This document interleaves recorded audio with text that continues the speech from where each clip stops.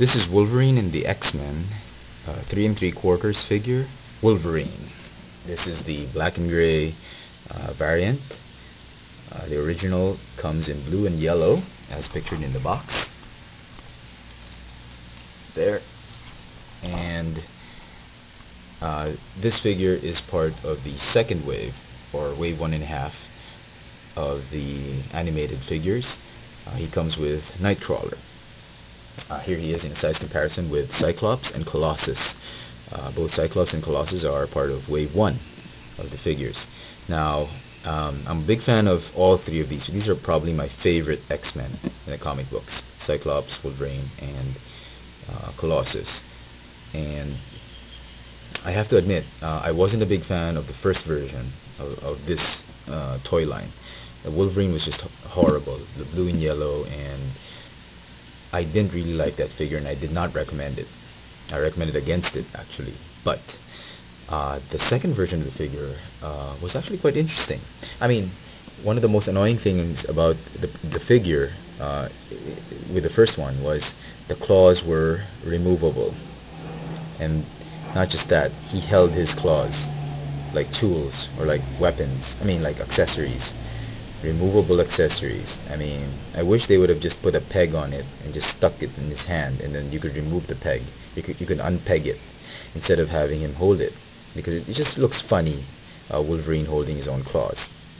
Nevertheless, I still picked up this figure because the black and gray colors really just sold me with this figure.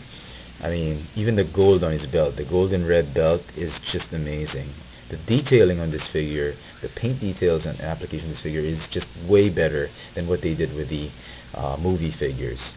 Also, I discovered, because I had half the mind to actually cut off the claws and just reattach them with super glue.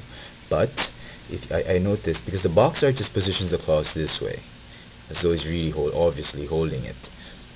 But if you snap the claws back onto his knuckles, it looks and appears as though the claws are coming out of his hands in this vantage point.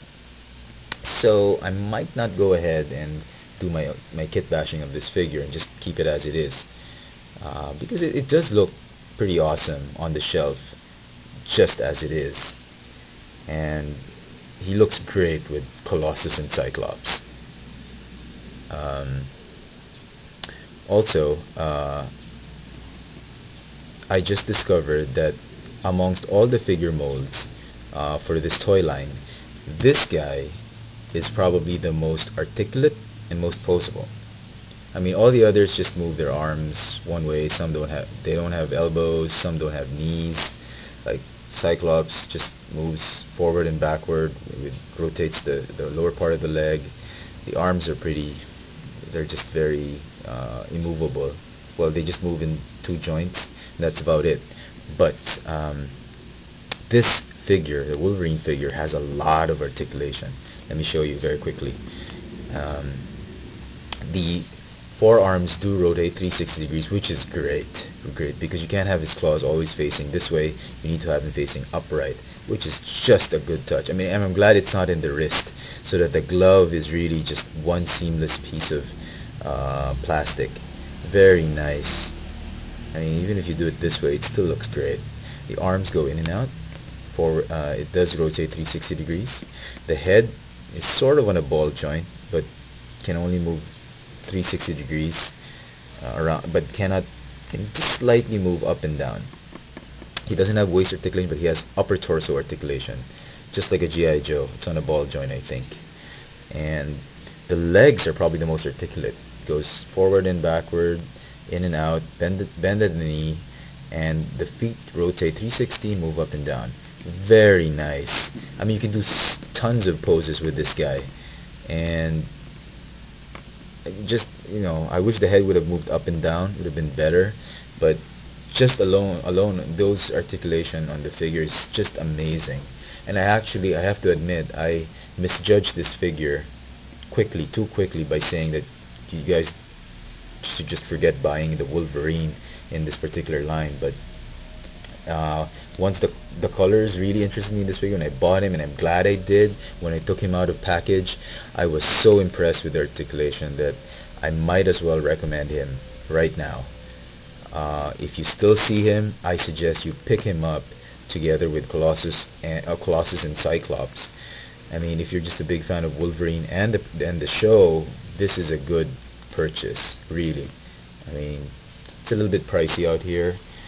Here it costs about $11, but I'm kind of glad. I had second thoughts. I had passed him up the other day, but yesterday, my wife and I decided, let's just go get him, so I don't have to keep coming back to the store and praying over it. But I'm really glad now that we picked him up. He's just amazing.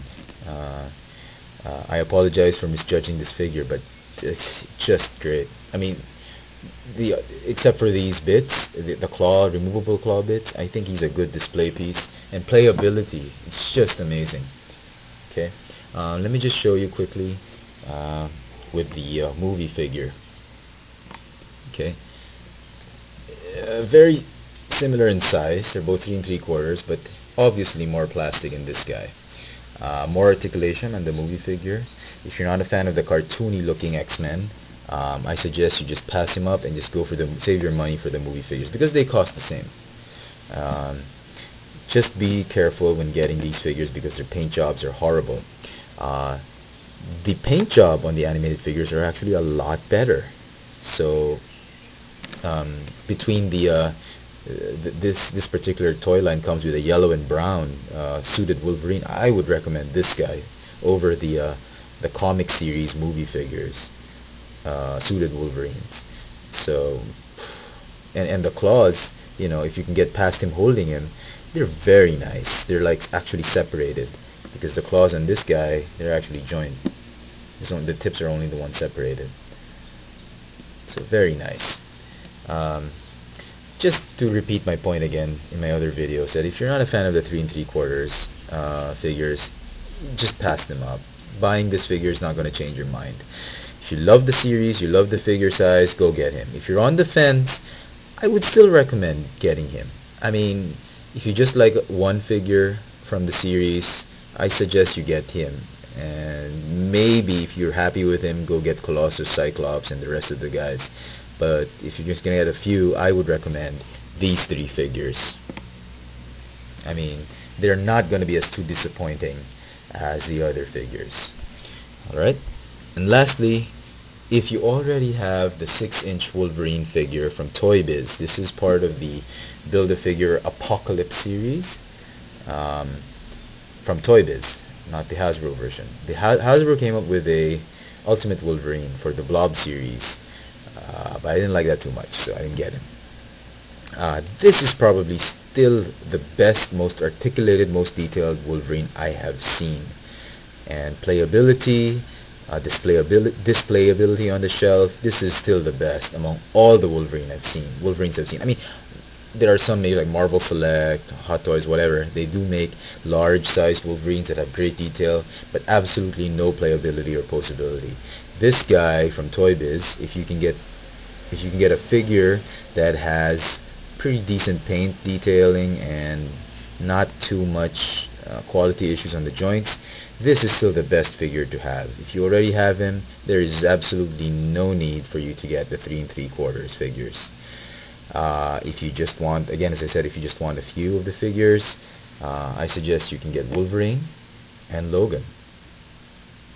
I mean, just as a point of comparison, these two will display well together, but with him, they don't display well. Yeah, so if you're happy already with a 6-inch, just pass up this 3 3/4.